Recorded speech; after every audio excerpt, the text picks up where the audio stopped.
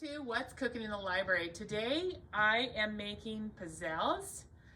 We actually have a kit with a pizzelle maker. It has some cookbooks in it and some forms, cannoli forms, and like ice cream forms to make ice cream cones. So we're gonna do that today. We're gonna use that kit. So I am actually going to be using gluten-free flour today. Tomorrow, September 13th, is actually Celiac Awareness Day, and so I am using gluten-free flour, but you can use just regular flour in this recipe too. All right, so I take a bowl and we're just going to put in either 1 3/4 cup of all-purpose flour. If you're using gluten-free 1-to-1 flour, though, you need to measure it for it to be accurate, and you need 227 grams. So this is my gluten-free flour, 227 grams. I've already measured it out. To that, we're going to add 2 teaspoons of baking powder.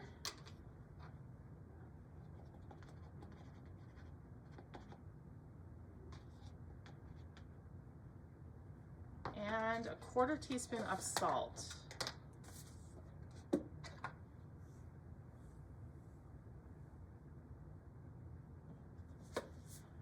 Just going to use a whisk and whisk that together.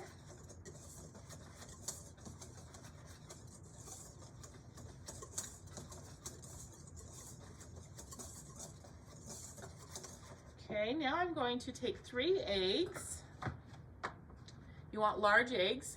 I'm going to break them into a separate bowl because we're going to whisk them.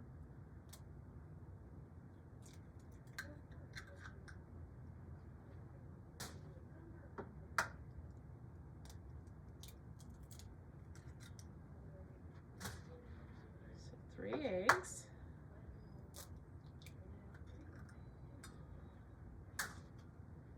Just going to use a whisk and kind of break those up.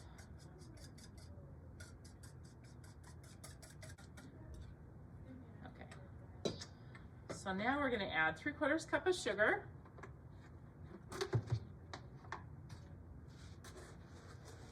This is just granulated sugar.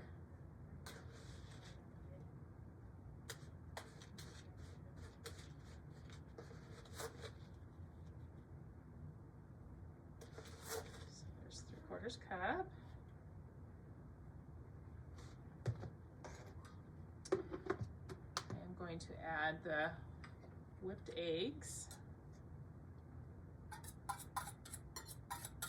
They don't have to be whipped. They just have to be kind of broken up to where they're okay. And then I'm going to add a tablespoon of anise extract.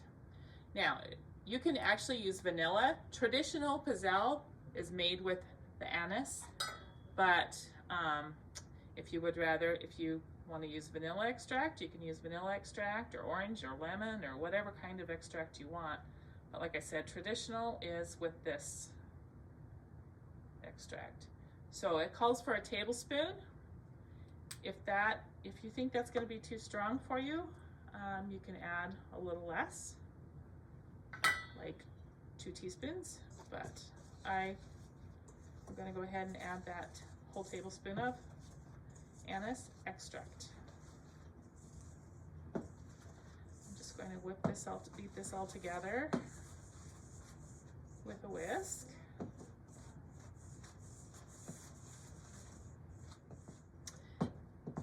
You just want to make sure it's all mixed together like that, just till all the flour is all incorporated in it. Now we are going to add 1 cube of melted butter.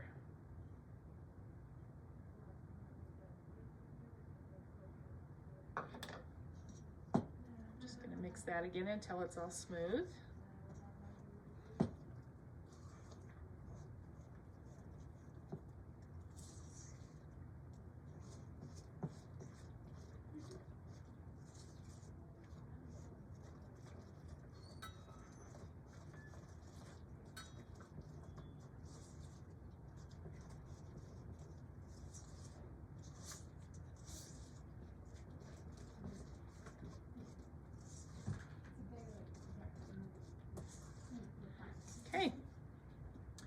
So it's all mixed together. It should be kind of like a cake-like batter. If it looks like it's too thick, you can add a little bit of water or milk to it. I think this is about right. So if you were using regular flour, we would go ahead and start baking it right now, but with the gluten-free 1-to-1, we're gonna let that sit for a little bit just so it kind of absorbs, and it just is better if you let it sit a little while. So we're gonna let this sit just a little bit before we cook them. So this dough has thickened up a little bit. It's thicker than we want, so I'm gonna go ahead and add some water to it. And get it down to the right consistency. Like I said earlier, it needs to be about the consistency of cake mix, cake batter. So just gonna mix this till it thins it out a little bit, and then we're gonna go ahead. So I went ahead and plugged in my pizzelle maker. So I'm gonna be ready. It looks like it's ready to add as soon as I get this to the right consistency here. Okay, oh, it's still too thick. Okay, so I'm gonna go ahead. I have just a cookie scoop right here that's about, you want 1 to 2 tablespoons, about 2 tablespoons probably. That's probably about what this is. We're gonna go ahead and add. So a pizzelle, a pizzelle maker, it has kind of a pattern on it that makes it come out. That's what they come out looking like. So I'm just gonna add a little bit to each one right in the center, and we're just gonna go ahead and close that. It only takes about a minute to a minute and a half for it to cook, just until it's light brown. Okay, so this is, you just want it a light brown, kind of like that. Now I'm just gonna take these out and put it on a thing. We're gonna do the first couple flat, but I wanna show you the different things you can do with them. So you can either do it flat like this.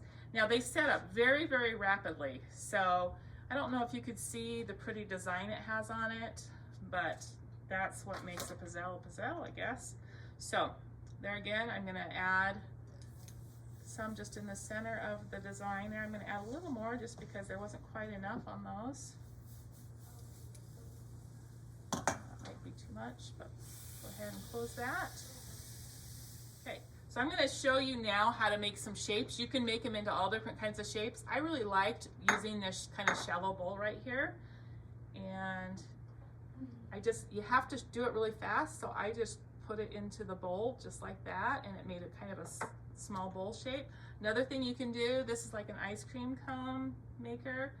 You've got to do it like right from here. It's kind of hot to do this, but you can form it into a form like there to make ice cream cone. And I'll show you, there's some other things that you can make them into cannolis.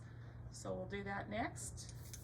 In this kit that you can check out at the library, it actually has all these forms. It has cannoli forms, it has ice cream forms, different ones. So you can just try all of these. And I'm just gonna show you already, this is already formed into a bowl. It forms very, very rapidly. So you have to shape them very quickly because they're already shaped. They're already hardened. So you have to do it quickly. Okay, we're gonna go ahead and form these into cannolis using this cannoli form. So we just roll it over the form like that. Very hot. Do both of these with cannoli form. If they seem a little thick, then you can go ahead and put more milk or water in and make them thinner. This is about the right texture of what I would like right now, so go ahead and just keep making them.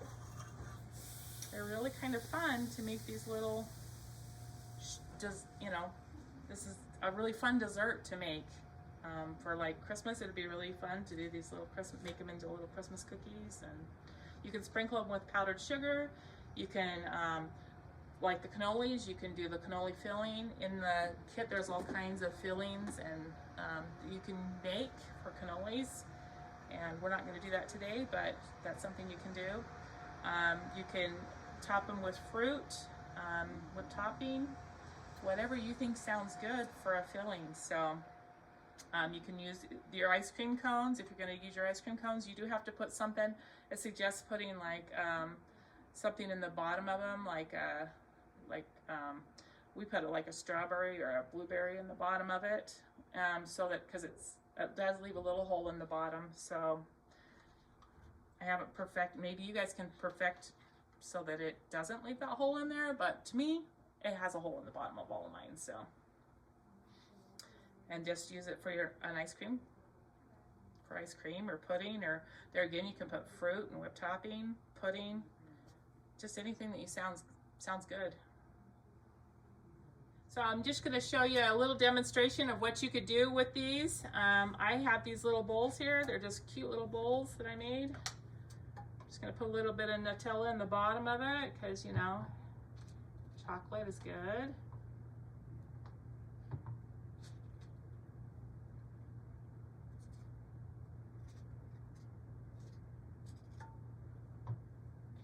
We'll add some strawberries to it.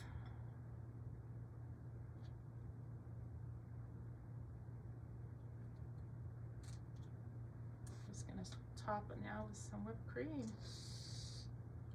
There we go. That's one of the things, like that's an example of what you could do with these pizzelles.